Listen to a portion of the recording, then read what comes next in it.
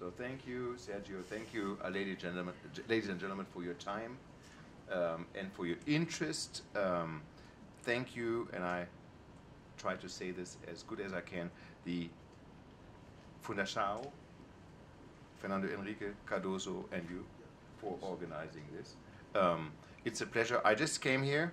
It's not my first time, but thank you for the invitation, and especially thank you for the interest. I'm very pleased to speak about the German banking sector, and most importantly, I would like to greet and recognize the Consul General of the Republic of Germany, Mr. Zeitler, who sits right here.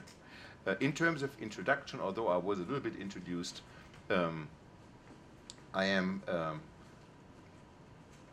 little bit more unusual for two reasons. First of all, I'm the first ever member of the board of the Bundesbank, joining from the private sector, having been supervised myself. So does that make me a better supervisor? I'm not so sure, but at least I've seen how it works, being a target of it. Secondly, I am the very first member of the board of the Deutsche Bundesbank who does not only hold a German passport, but in addition also a foreign passport, so I'm extremely suspicious. In Germany, the other passport being an American passport. I was born in the United States of America, but I've been raised in Germany. So I think you're all here because you want to know a little bit about the German banks. And I have to say that European banks and German banks, and I'm not going to answer any questions on any particular institution as you would expect, but there has been a lot of talk about European banks in the news. Especially lately, a lot of talk about European banks in the news, and I have to say, not all of it was very flattering.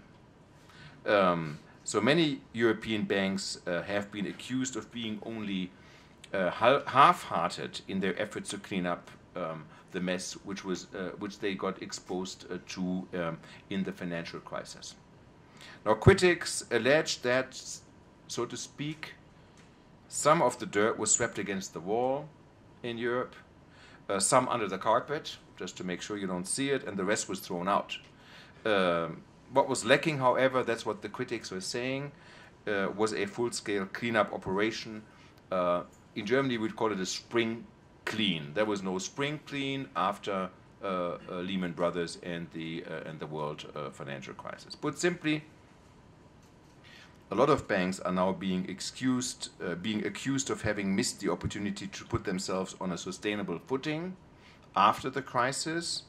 They are accused for having missed the opportunity to get their houses in order so that they don't constantly trip over this carpet I just mentioned, because the pile of dust buried underneath it makes them fall over. So we have seen quite harsh words by the International Monetary Fund, by the IMF, in early October about the German and European banking system. But this was by no means the first criticism of the business models of banks at all. But this criticism of the IMF has fanned the flames of public debate, and that's how it really got international. A debate which is growing more and more important, I should say, and which I'm taking very seriously. Although, thanks to a quick rearranging of the furniture staying in my picture, banks were just about able to survive the disorder caused by the 2008 financial crisis. But we are seeing new storms on their way, and they will present challenges to the fundamental viability of business models of European banks. The low interest rate environment is not only such an event. We have other events challenging European banks.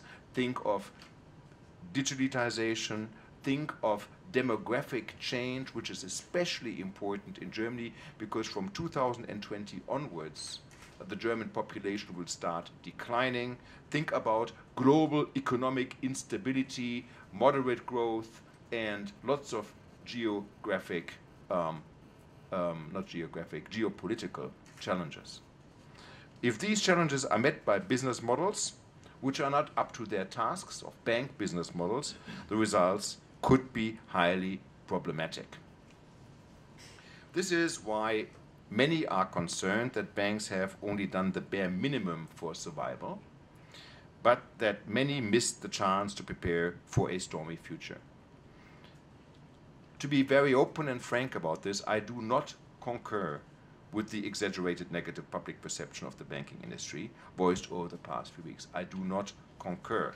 However, apart from several exaggerations which we have heard, I am critical of the fact that many institutions in Europe regard the coming challenges as sort of temporary problems only that can be, I put this in inverted commas, that can be waited out by continuing to put off unpleasant decisions. This, I think, is very dangerous and cannot, should not happen. And this is why I wish to discuss these challenges and the need for fundamental change to European banks' business models. Although in a globalized financial world, the low interest rate environment is affecting banks all over the globe, and by no means I want to put all of my criticism only towards European banks, but I'm best equipped to speak about European banks, and you all have to draw your conclusions for your banking market and for other banking markets. Now back to the European banking sector. In the last few months, concerns about European banks span out of control, I would argue. While there was absolutely no panic, the media discussion sometimes made us feel as if there was a panic. Now, let's take a sober and realistic look at the facts. Now, over the course of this year, European banking stocks have had to weather strong headwinds. While the overall European stock market, as represented by the Euro Stoxx 50 index, just to take one index, remained more or less unchanged since the beginning of this year up to now, the Euro Stoxx bank index dropped by more than 30%. So you see changes between what the normal index and the bank index are showing. At the same time, the volatility of bank stock remains rather high, whereas the volatility of the normal stock indices has been much lower, although that seems to be closely related to the post-Brexit jitters, which of course was a complication that there was a referendum on June 23rd in Great Britain, and that has affected also volatility quite a bit. So such market movements in the bank index suggest some sort of a doomsday scenario. So the question I would like to discuss with you is such a doomsday scenario justified for European banks? Question you probably ask yourself. And my answer is clearly not. Current concerns about the European banking sector are overstated, exaggerated. Yes, the sector is not yet ready to be successful in the new post-crisis environment. And the market sentiment, the fact that stock prices are lower than they were, is reflecting just that, what I just said. It is not yet ready to be successful. But, and this is where exaggeration comes in, the sharp movements do not take into consideration that the solvency for the sector, for the banking sector in Europe, is not in any doubt. The solvency of the European banking sector is not in any doubt. In other words, while Europe's banks are still struggling to come up with long-term strategies to succeed in this new and also different and truly challenging economic environment, in the short to medium term, they would pass any health check, as the recent stress test, by the way, by the European Banking Authority confirmed.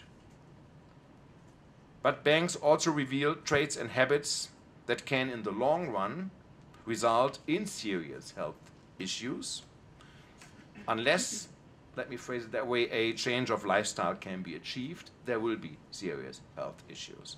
Let's consider the health facts of the European banking system.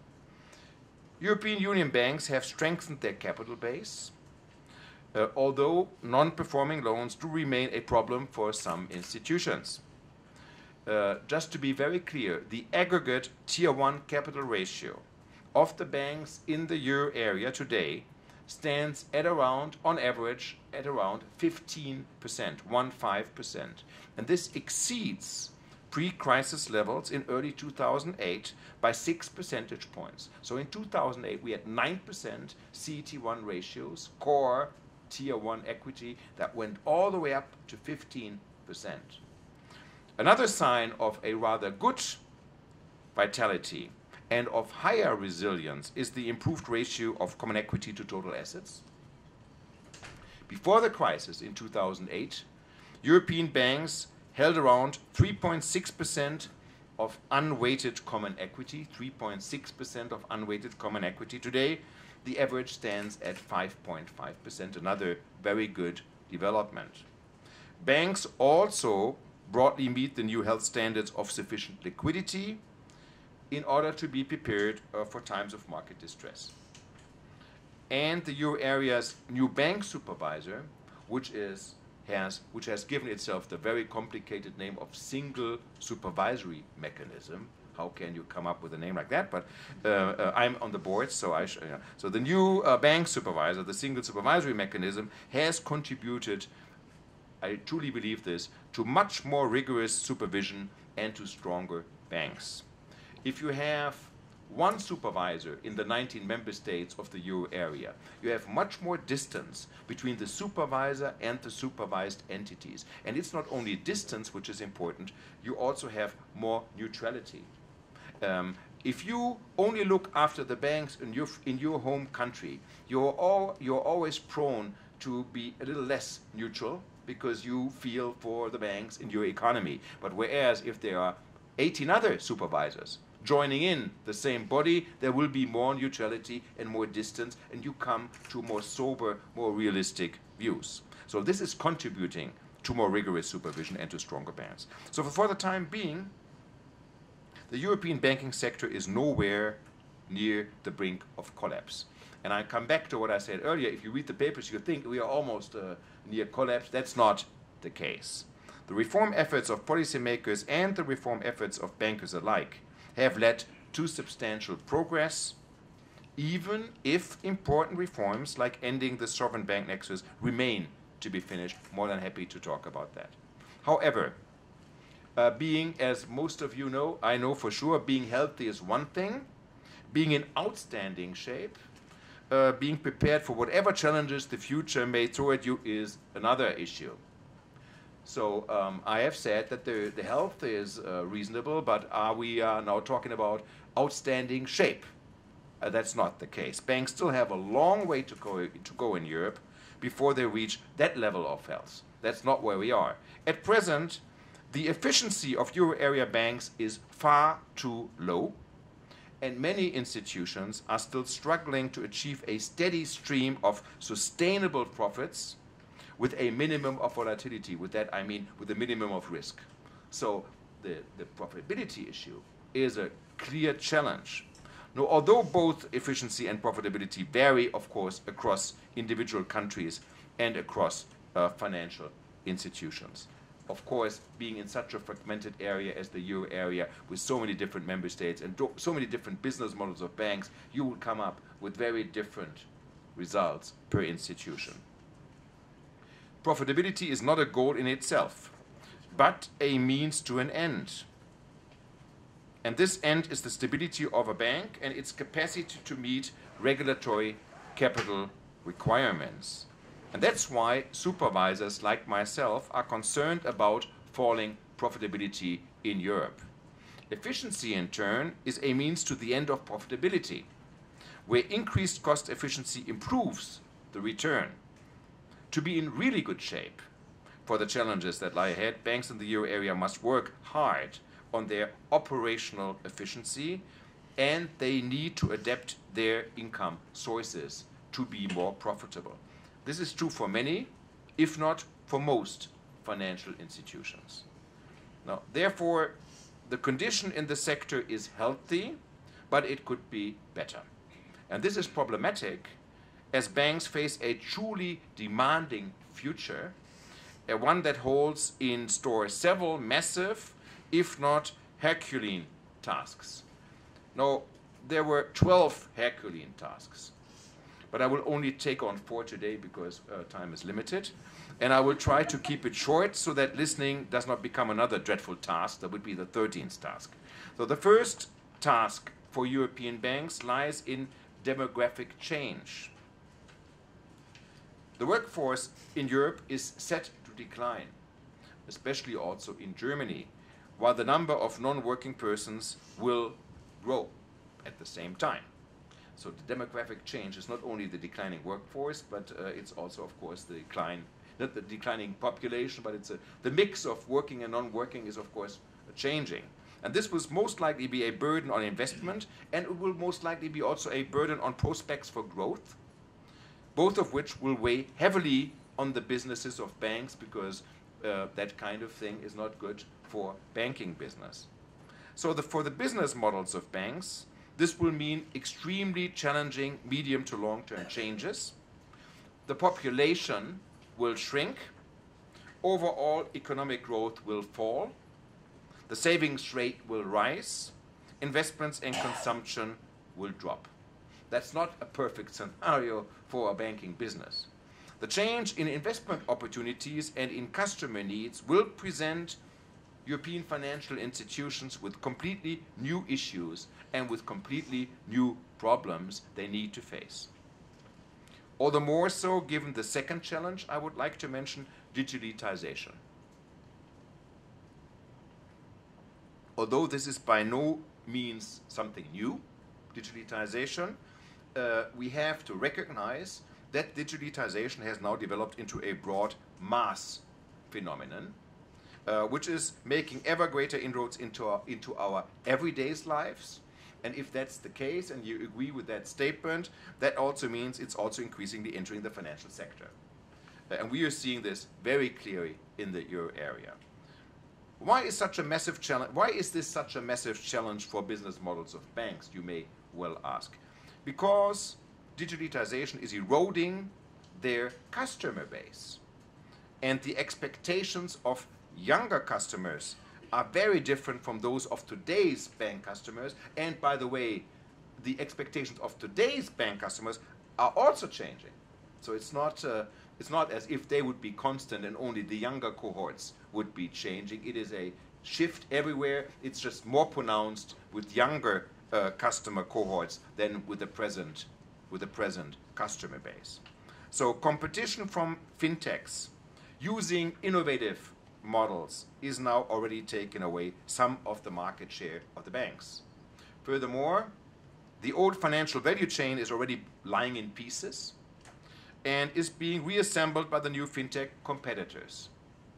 This means that services which used to be provided by one institution as a package to the customers are now being provided by several institutions with various intermediate products being offered by firms outside the traditional banking sector. Consider, for example, the loan brokerage platforms, or the blending platforms, as they are called, where you can connect people who are interested in a loan with people who are interested to lend to those who are interested in a loan. And an asset class which was not available before for private clients. So consider, for example, those lending platforms. Most of the intermediate products which are offered on those platforms, such, for example, as the borrower classification, the rating of the borrowers, are not provided by those running the platform. They are not provided by them. This is also what I feel a good example of why banks are in danger of providing in the future only the less attractive parts of the new value chain, whereas the fintechs may well take the more interesting parts of the value chain because they are left with businesses which are not as attractive as the businesses the fintechs engage in. On the other hand, let me just a footnote on fintechs. I think it would be good to clarify to the others what fintechs mean. Fintechs is a brief version of financial technology companies. Everybody who has an app on his or her cell phone knows exactly what that is. And there is a certain generation like the generation of my daughter who doesn't have any wealth though, but a cell phone. There's a certain group of young people who will not deal in financial instruments if it is not in an app, by definition. And this cohort is increasing, and that is a challenge for banks. So that's what I mean. So this is a danger for business models of banks, because it could end up in banks being left with the less attractive part of the business model. On the other hand, and it's important to also show the other hand, digitalization offers banks enormous opportunities to be in a better shape in future, and I'll come back to that. So it is not only a threat, but it's also an opportunity. One of the more reasons that you need to be in the business, and I'll explain what I mean by the opportunities. But I'm talking about the tasks, Hercules. So the third would be, and perhaps the biggest medium-term challenge, and I think it is in the, my Portuguese is zero, but I can read juros negativos, taxas. So the biggest medium-term challenge are the ultra-low interest rates, especially in Europe. They weigh heavily on banks with interest rate-focused business models. So in a lending-based economy, contrary to a capital market-based economy, in an economy where banking is focusing on interest income, this effect is larger. As it is difficult to pass negative central bank rates on to retail customers, only I think 2 banks in Germany now, very small banks, are passing on negative interest rates to retail customers. Deposits have ended up being a drag on income. Remember, in the past, when I was young, the more deposits as a bank you have, the cheaper funding and the more reliable funding you had. This is, in this environment, of course, turning into a drag. And this presents a problem for many banks in the European Union and for the banks in Germany in particular. Small and medium-sized banks used to be praised, as I said, for their stable business models, which relied on taking deposits and earning higher interest margins by lending on capital markets. In an ultra-low interest rate environment, this virtue now has become a challenge. We can visualize this challenge with just one single number, which is a German banking sector number. Net interest income currently makes up around 75%, three-quarters, I should say, three-quarters of the operating profit of German banks. So you can imagine that this sort of interest rate environment has an effect on the German banking system, but not only on the German banking system. A persistent low interest rate environment means that a basic component of their business model no longer works. It means, quite simply, that it is no longer possible to earn enough money by focusing on what is called maturity transformation. For many years, institutions used their favorable financial market conditions and their deposit holdings in order to cross-finance their customer services. Basically, they cross-financed the current accounts with banks. They were able to offer those current accounts, in Germany at least, free of charge, because earnings could be made on the money, on the financial markets for the monies which were on those current accounts, and they used those monies in the current accounts for maturity transformation, playing the low and the long yield curve. This is likely now to be significantly harder in the future, since in all probability the interest rate will remain low for a rather long time. Even if central banks were to raise interest rates again, upon closer inspection we see that it is not monetary policy alone which is responsible for low interest rates. Rather, fundamental social shifts, such as the demographic change which I mentioned, have also caused the interest rate to fall continuously since the 1980s. This is not something we started with this monetary policy stance. And this means that institutions can no longer support their business models with earnings from financial market refinancing, since the earnings from maturity transformations will just simply not be sufficient. And this requires enormous rethinking on behalf of the banks for their business models. Fourth and finally, there is regulation. Many complain that regulation has become tougher, and many, of course, complain that regulation has become much more costly than it was before Lehman Brothers fell down. However, I think it is akin to complaining of indigestion after being caught with one's hands in the cookie jar. Tougher rules and more stringent supervision are not only necessary, but they are probably long overdue.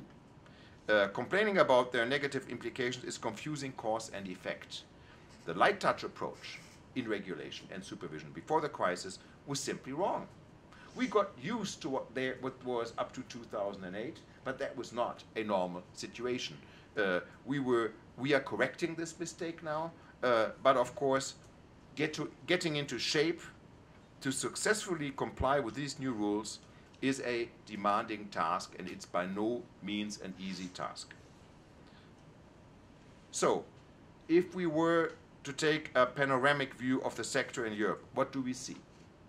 Well, first of all, we see how the landscape has been cleaned up and how danger zones have been secured. I talked about that at the start. The European banking sector has made progress in improving both, as I said, its solvency and its governance. Yet, when we zoom more into the picture, when we get closer, we see that the landscape is still dotted with contaminated spots. Obviously, very obviously, the reform process in Europe is not over. What must be done then to complete the reforms in the European banking sector?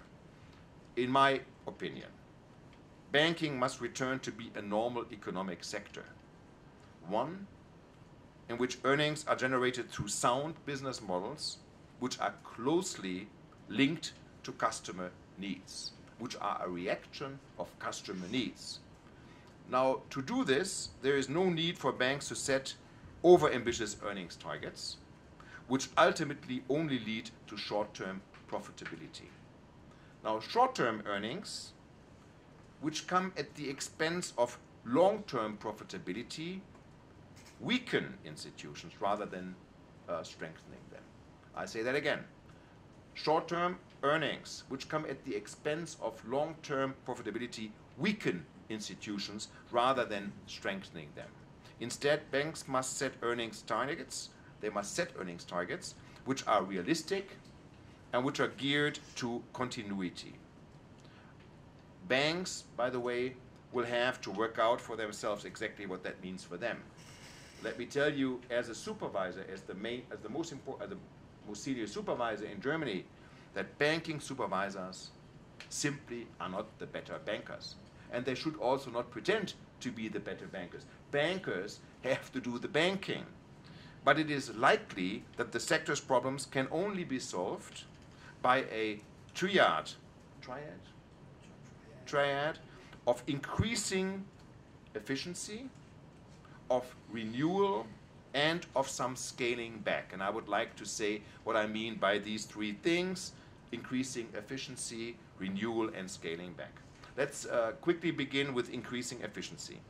Now, the cost efficiency of euro area banks, as I said, is below the international average, quite below the international average. This means that despite a significant reduction in the number of branches, and we have also seen quite a significant reduction in the number of institutions in the last few years, the efficiency of these institutions still leaves a lot to be desired. Although we are having less branches, although we are having less institutions, we still are not more efficient.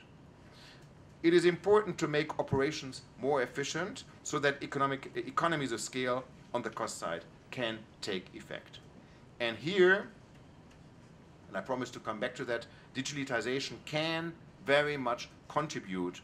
One of its two keys to success, it can contribute by helping to reduce costs through systemic process optimization. For example, processes can be rebuilt systemically with the aid of new information technology, enabling them to be organized far more efficiently. Let's quickly look at the second element of the triad, the renewal. business models must be rethought, and in many cases they actually must be reorganized, because the economic environment for which they were developed has changed so much. For this reorientation, banks have to master a rather tough balancing act. They need to find a sound business model on the one hand, and they need to counter new and innovative fintechs, which are rivals of them now, with innovations of their own on the other hand. So, business models to find one while encountering new rivals on the other hand. And I have already mentioned that earnings from maturity transformation will not be enough, will not be sufficient to help them do this. And this means that the low interest rate environment is weighting additionally on interest-focused business models. But it's not just these institutions which should consider whether they can earn the money required to provide services of their to their customers, as after all, other sectors are doing exactly the same, and they are asking for fees, so why should the banking sector not do the same? Now, the second digitalization key can also be useful for reorientation. To a limited extent, this can help to tap new sources of income.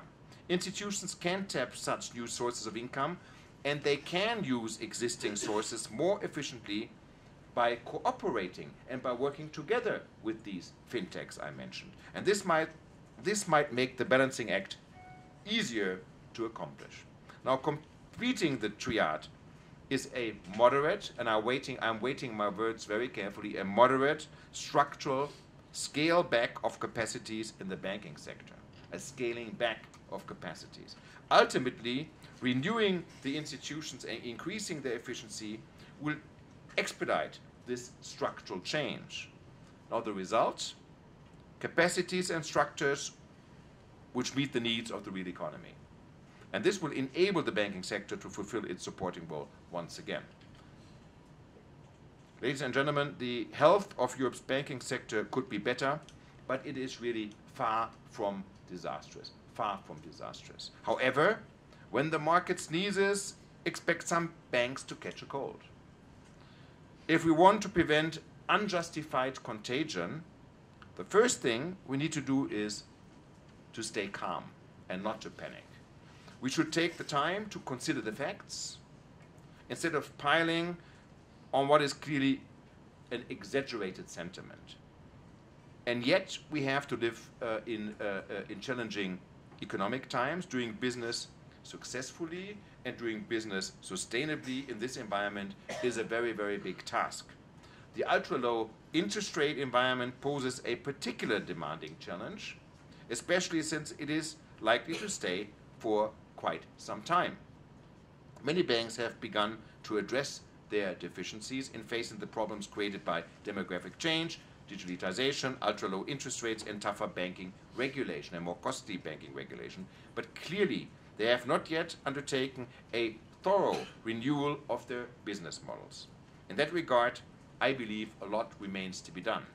Ultimately, all institutions will play different versions of the same triad. Operational processes have to be made much more efficient. Business models have to be rethought. And in some cases, business models have to be revamped. And this will lead, on the whole, to a moderate structural reduction in banking capacity. And the banking sector will revert to its role of supporting the real economy. With such a sustainable strategy, banks will be able to rise to the challenges of the new economic reality. Let me stop here. Thank you very much.